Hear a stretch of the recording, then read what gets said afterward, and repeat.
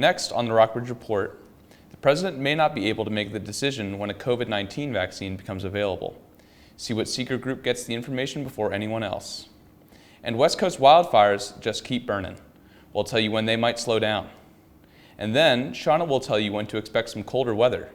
And later, the community table is known for helping people in need. See how the organization adapted during the pandemic. All that and more on this edition of the Rockbridge Report. Live from the campus of Washington and Lee University with news from Rockbridge County, this is the Rockbridge Report. Good afternoon and welcome to the Rockbridge Report. I'm Donald LeCompte and I'll be joined later by Shauna Muckle with weather and Brendan Black on sports. Before any vaccine gets approved, it has to go before a little-known group of experts, a group that up until now hasn't let the public know who they are or what they do. CNN's chief medical correspondent Sanjay Gupta reports. 1, 2, 3.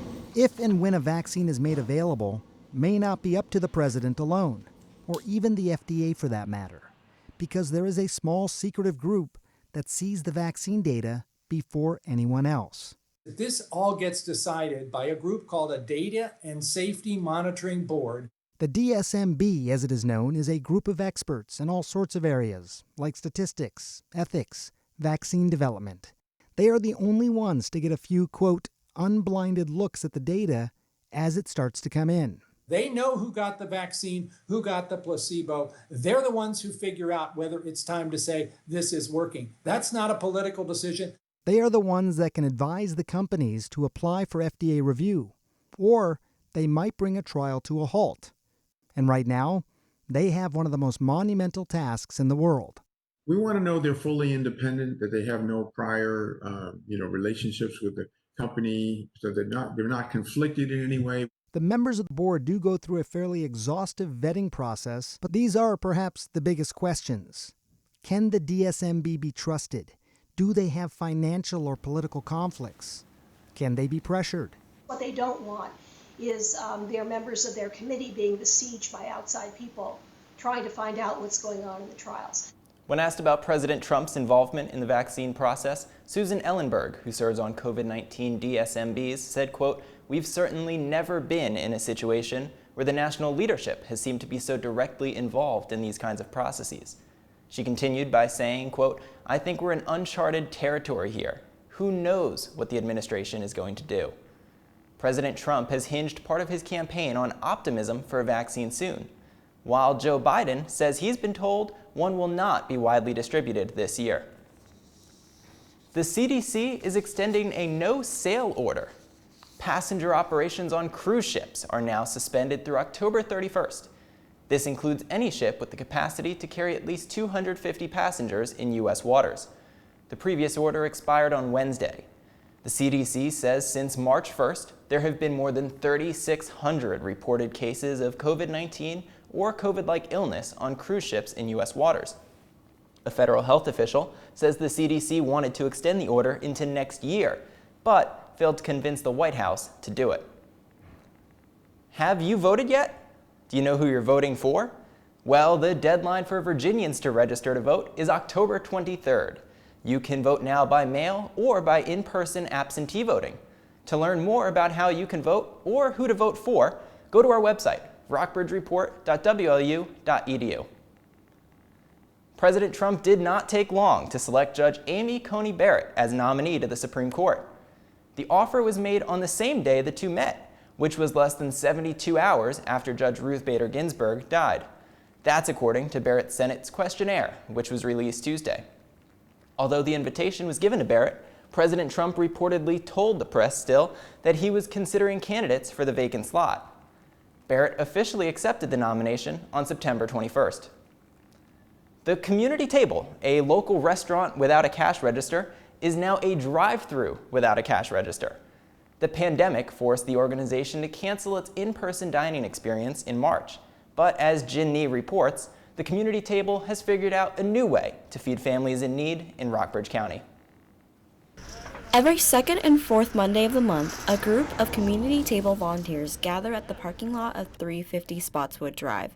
From 6 to 7 p.m., volunteers hand out about 100 warm meals to drivers who pull up. This is a new face of the community table. We've had about 4 different restaurants now doing it, and it's worked well. Some of those restaurants include Good Karma in Buena Vista and Kenny's in Lexington. The community table has had 6 drive-through events since July. So far, feedback for the new model has been positive. We've gotten a lot of enthusiasm. Donations have been good. We're covering the cost of meals, which is good.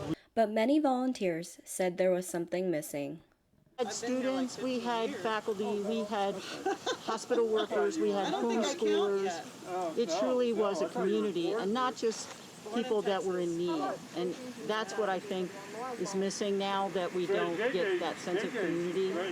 But others said the drive-thru was still able to provide that, just in a different way. It's really nice to see all the people in the community, and they come through and you get to say hello and you get to interact with them, and they're happy to be there and you're happy to be there. And I really think that's the best part, is really just the people. But most importantly, the community table has still been able to provide for the food insecure in Rockbridge County. Feeding America says 1 in 10 people in Rockbridge County cannot regularly put food on their table. Coles said he hopes that the community table can move to some sort of in-person model eventually. But for now, things are uncertain. Their next drive-thru will be on October 12th from 6 to 7:30 p.m. For the Rockbridge Report, this is Jin Nee. Cost millions their jobs. See what jobs are being grounded next. We've got some cloudy skies and mild temperatures here in Lexington today, and throughout the rest of the week, we'll see some slightly chillier temperatures. Tune into the Rockbridge Report for more on this week's weather. And later, while most careers have seen a lull during COVID, dentists have seen an uptick in cracked teeth. We'll show you why.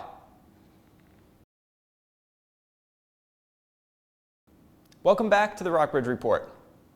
The clock is ticking in Washington. To throw a lifeline to the airline industry, that is, American Airlines says it plans to furlough 19,000 employees today. But that's only a fraction of jobs that could be on the line. A CNN analysis shows that about 50,000 airline employees could face job losses.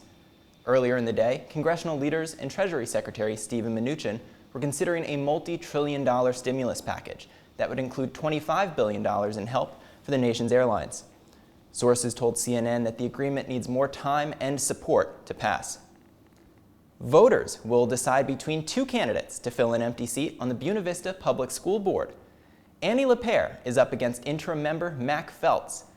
Feltz is a 1957 graduate of Perry McClure High School and has moved back to Buena Vista to retire. He believes in upgrading technology in schools and creating more classes that teach trade skills. He's also a member of the Perry McClure Hall of Fame Committee. LePere is the child care director for the YMCA and is a mother of 2. She has a degree in public health and hopes to guide the schools through the pandemic. She also wants more parents to come to school board meetings. The board oversees 4 schools that serve about 900 students per year.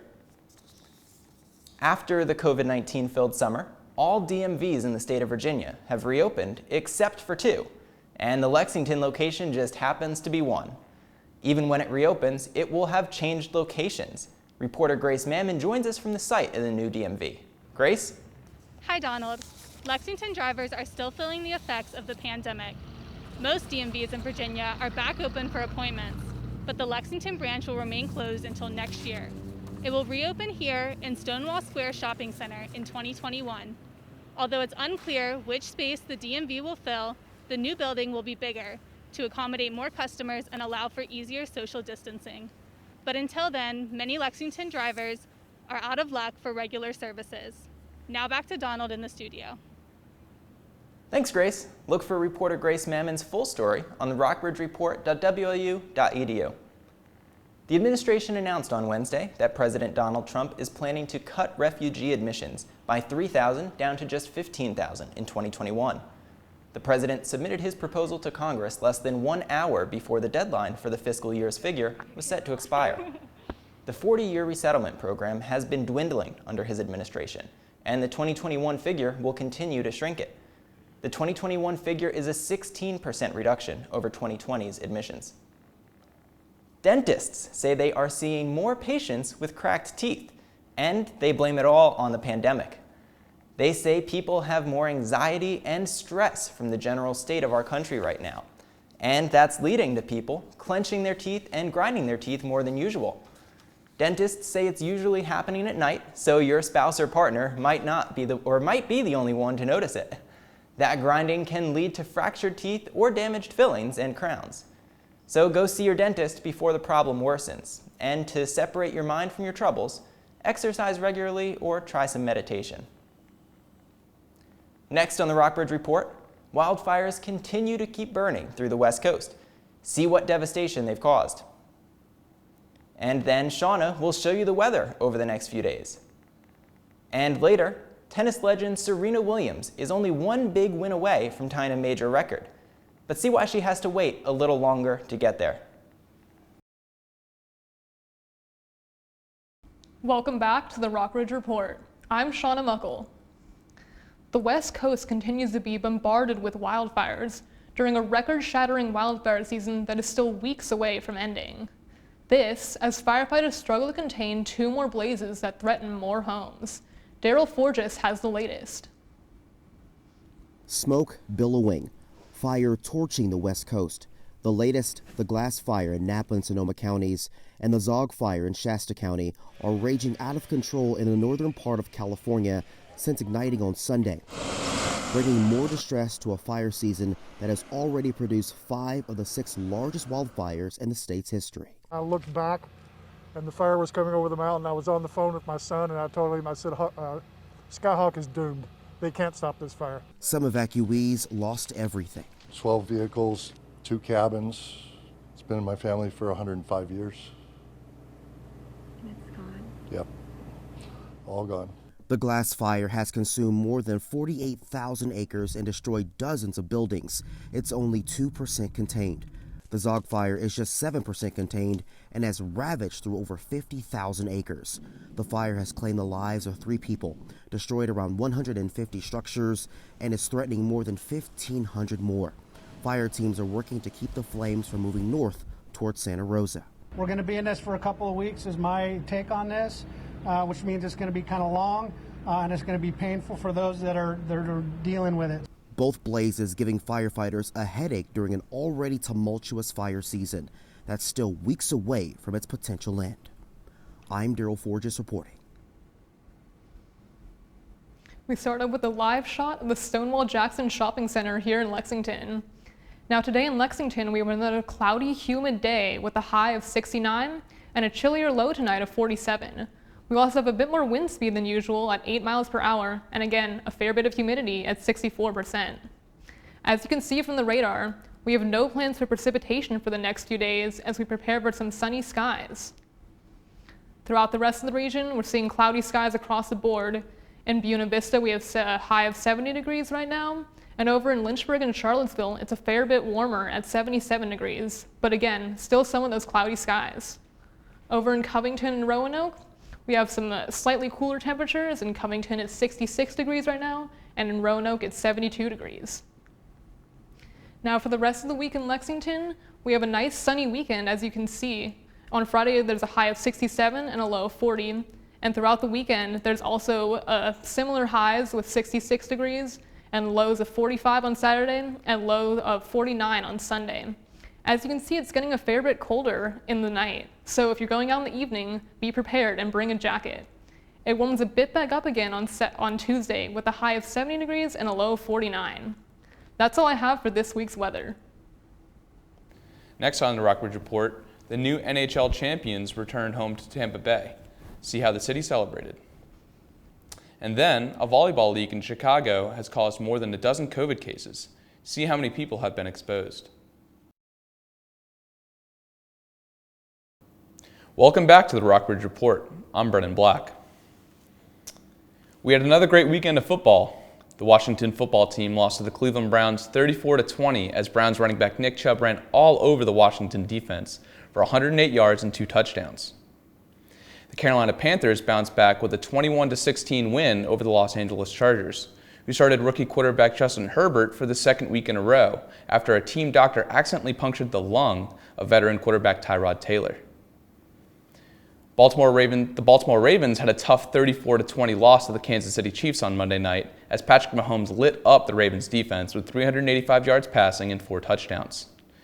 Tonight is the battle of the 0-3s as the Denver Broncos take on the New York Jets in MetLife Stadium. The Broncos' second-year quarterback Drew Lock will sit this week after suffering a right shoulder injury on Sunday. The Broncos will start quarterback Brett Ryan in his place. The first game of the NBA Finals took place last night with the Los Angeles Lakers gaining momentum in a win against the Miami Heat. The city of Tampa, Florida threw a party for its new Stanley Cup champions. The Tampa Bay Lightning, also called the Bolts, clinched the NHL championship Monday night. To celebrate the victory, the city threw a boat parade, while a separate championship celebration parade was held Wednesday night. The Bolts clinched the trophy after beating the Dallas Stars 2-0 in Edmonton, Alberta. This is the second Stanley Cup win for the city's ice hockey team. Serena Williams has pulled out of the French Open over an Achilles injury. It comes ahead of her scheduled second-round match. Williams was aiming to win a record-equaling 24th Grand Slam title at the French Open after reaching the U.S. Open semifinals in New York earlier this month. She says she hasn't recovered enough from the Achilles injury she suffered at the U.S. Open to compete at the French Open. She says she's struggling to walk and needs to try to recover. The withdrawal means her next chance to match Margaret Court's record of 24 majors will be at the Australian Open, which is set to begin in January. And I'll leave you with this last story. Health officials say nearly 200 people may have been exposed to the coronavirus at a volleyball league in the northern suburbs of Chicago. And so far, 14 cases were traced to people who either played or watched the league games. Liz Nagy has more. The sand courts are all clear behind Jesse Oaks Food and Drink. September was a busy month of competitive volleyball. The Lake County Health Department says that summertime league single-handedly spiked cases of COVID-19. Since last week, we've identified approximately 14 individuals infected with COVID-19 that are linked to Jesse Oaks Engages Lake. Lake County health officials say the COVID patients were both playing in and watching volleyball games, then intermingling with staff and other patrons, many without masks. It was enough to alarm some customers. We came here and we thought everybody had to wear masks, so we wore our mask. I have a 3-year-old, so she wore a mask too.